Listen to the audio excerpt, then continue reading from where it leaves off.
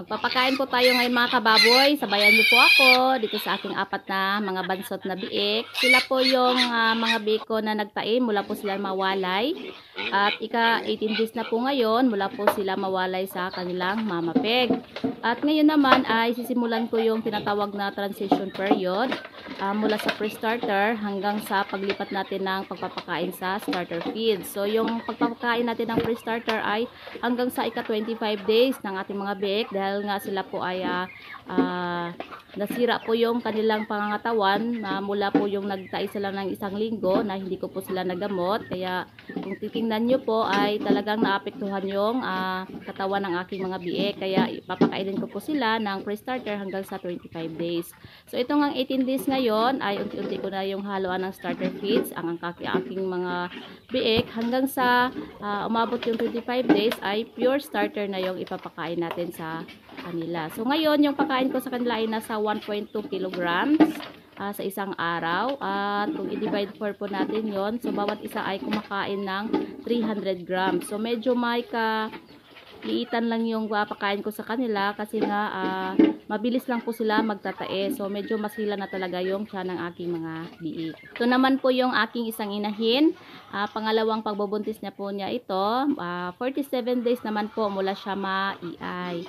So yung unang panganak niya ay nagka-parvovirus siya. 12 yung anak niya at 2 lang yung buhay. So 10 po yung patay. Ngayon naman sa ikapangalawang panganak niya, EI pa rin siya. Ay bali sa pagbubuntis niya, obserbahan ko lang po ito kung magiging parvo ulit ay tsaka na ko na lang siya ibebenta. At yung isang inahin naman natin mula EI naman ay 15 days kasi nung nawalay yung ating mga biik, naglandi po siya kaagad. Kaya 15 days na po mula siya ma-EI. Ngayon naman ay magbibigay ako ng merienda mga kababoy. Unang tikim po ng kangkong ng ating mga biik.